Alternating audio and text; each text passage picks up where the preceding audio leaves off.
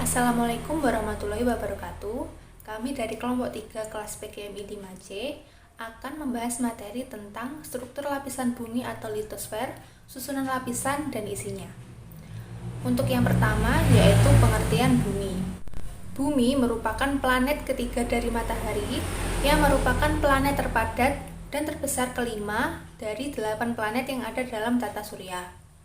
Secara etimologi, bumi berasal dari kata bahasa Inggris modern, yaitu earth, kemudian dikembangkan dari kata bahasa Inggris kuno, yaitu earthe.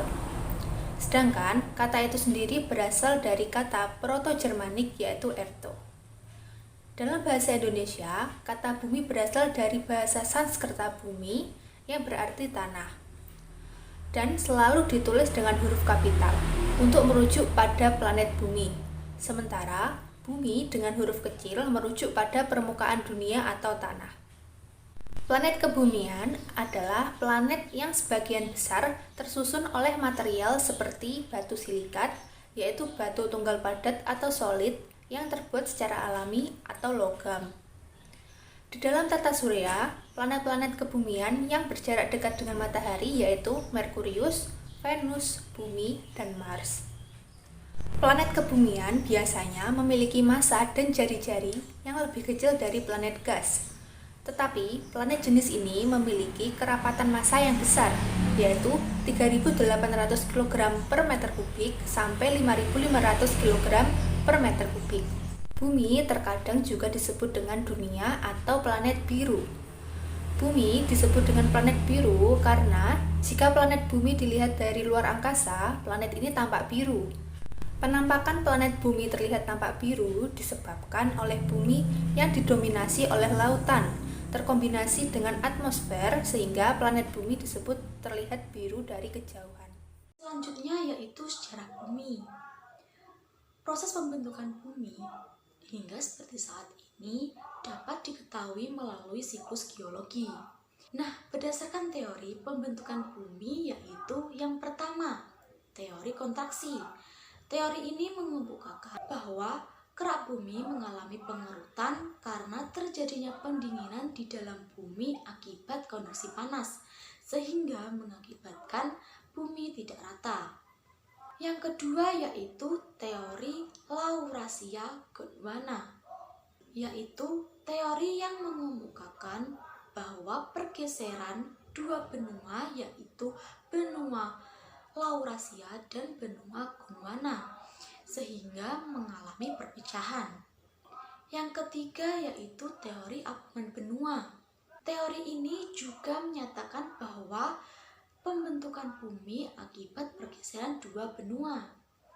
Yang keempat yaitu teori konveksi.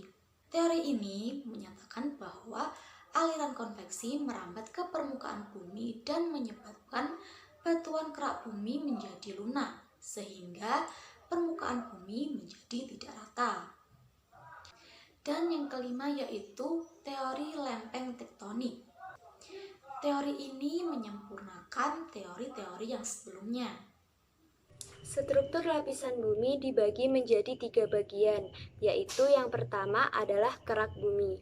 Lapisan ini menempati bagian paling atas permukaan bumi dengan tebal rata-rata 10 sampai dengan 50 km. Dalam kerak bumi masih terbagi lagi menjadi sublapisan, yaitu lapisan yang bersifat granitis dan lapisan yang bersifat basaltis.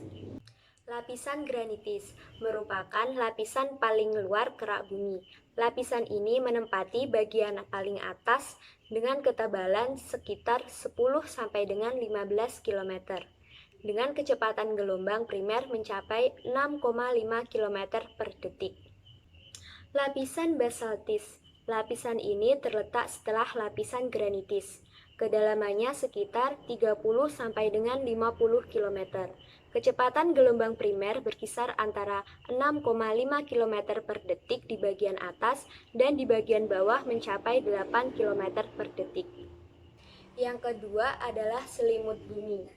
Lapisan ini terletak setelah kerak bumi. Pada umumnya dibagi atas 3 bagian, yaitu litosfer, astenosfer, dan mesosfer.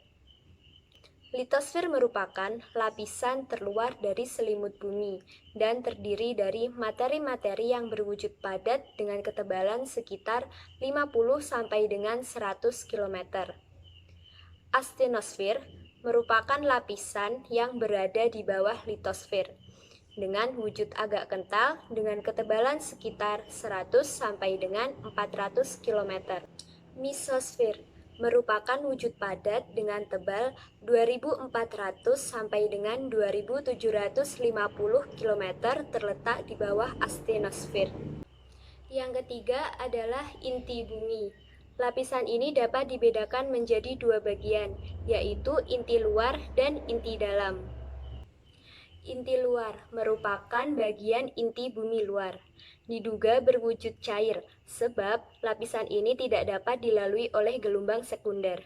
Tebal lapisan ini sekitar 2160 km. Inti dalam merupakan lapisan terdalam bumi, diduga berwujud padat, tersusun dari materi berupa besi atau nikel. Pada kedalaman sekitar 5.145 km, seismograf menunjukkan perubahan kecepatan gelombang primer. Berikut merupakan ayat tentang bumi.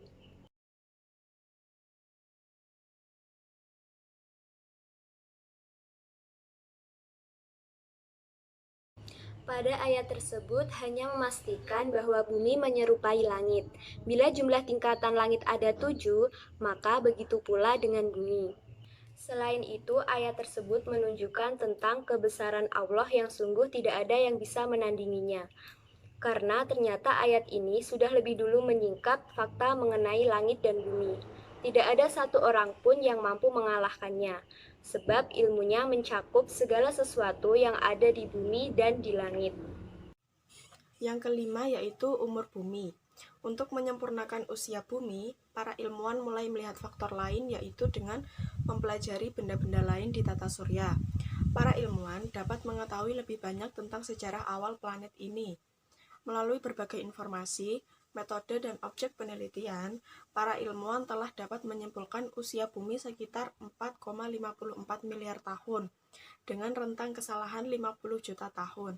Sebagai perbandingan, galaksi Bima Sakti yang berisi tata surya berusia sekitar 13,2 miliar tahun, sementara alam semesta telah berusia 13,8 miliar tahun. Yang keenam yaitu efek rotasi. Yang pertama, bumi mengalami pergantian siang dan malam. Yang kedua, matahari seolah-olah terbit dari timur dan terbenam dari arah barat. Yang ketiga, terjadinya perbedaan dan pembagian waktu. Yang keempat, terjadinya gerakan udara atau angin. Yang kelima, yaitu perbedaan percepatan gravitasi bumi. Dan yang keenam atau yang terakhir, yaitu pembelokan arah arus laut. Selanjutnya yaitu revolusi bumi terhadap musim. Revolusi bumi adalah pergeseran bumi mengelilingi matahari. Rentan waktu pergantian musim yang terjadi akibat revolusi bumi diantaranya yaitu pada 21 Maret sampai 21 Juni, belahan bumi bagian utara mengalami musim semi, sedangkan belahan bumi bagian selatan mengalami musim gugur. Selanjutnya, pada tanggal 21 Juni sampai 23 September, belahan bumi mengalami musim panas, sedangkan belahan bumi bagian selatan mengalami musim dingin. Pada 23 September sampai 22 Desember, belahan bumi bagian utara mengalami musim gugur, sedangkan belahan bumi bagian selatan mengalami musim semi. Pada 22 Desember sampai 21 Maret, Belahan bumi bagian utara mengalami musim dingin, sedangkan belahan bumi bagian selatan mengalami musim panas. Sebagai warga Indonesia, kita juga mengalami perubahan dua musim akibat revolusi bumi.